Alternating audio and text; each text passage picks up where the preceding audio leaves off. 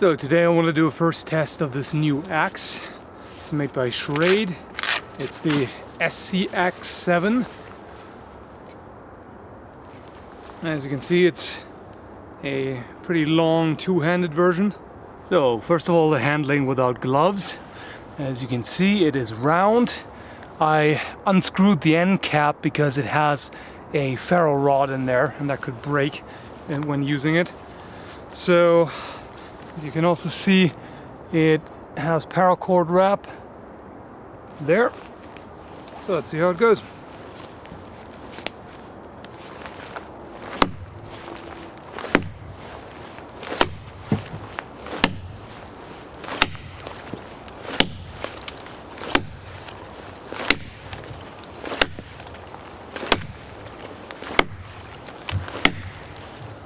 Well, I have to say right off the bat, I'm not impressed by the power. Would expect a two-handed axe to cut in a little deeper, but I'm pretty sure that's mainly because it is very thick. Not sure how well you can see it in this setup. And it's not particularly sharp. In fact, yeah, it's really not sharp at all. So that's a bit of a problem. I'll choke down here to get some more power out of it.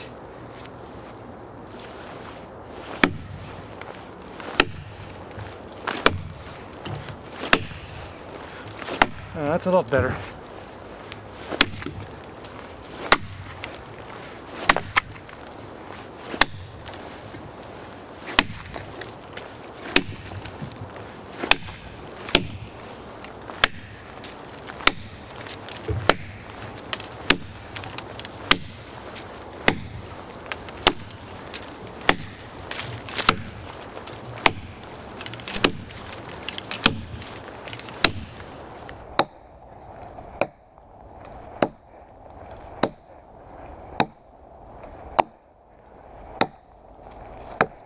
A couple of swings and the paracord already comes loose, so it's really not well attached.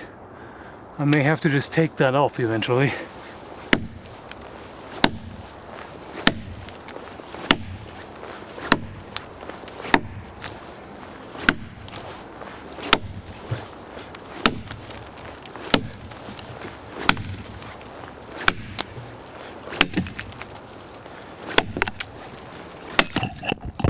Whoa!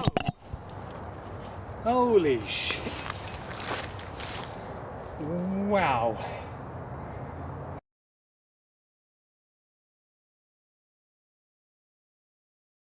Actually, that's exactly what I was wondering. I was looking at the thing beforehand and seeing that the tang goes up to there, and then I was wondering, okay, is it gonna break down there? And yes, it did. Well, we basically have a plastic club, rod, something, and hand axe, Neanderthal style.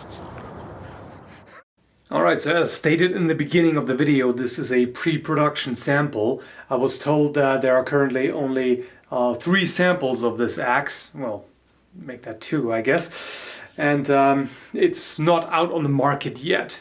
It was scheduled for release in 2015, and they are still working on it. So there will most likely be improvements, which is also why I'm not going to be quite as harsh with this as I normally would be if it was already out for sale. It is certainly nice that they do, before releasing it on the market, send it out to professional idiots like me for testing, so that such problems can be found beforehand. So what happened here is that it broke right where the steel tang ends. You can see right there. So this is clearly not long enough, the tang. As far as the material is concerned, it's nylon filled glass fiber, and I really can't say much about that because I'm not really familiar with the various types of plastic that are out there. So this might also be an issue with the material, but I simply can't say. I just don't know enough about this. But in any case, I would personally recommend having a substantially longer tang for this. The sturdiest and safest version would be to have a tang that runs all the way through the entire shaft, because that way you definitely don't risk things like this. I mean, sure, that would make the entire thing heavier and it would change the balance, but it would definitely be able to take a lot more abuse if you had a full tang running all the way through.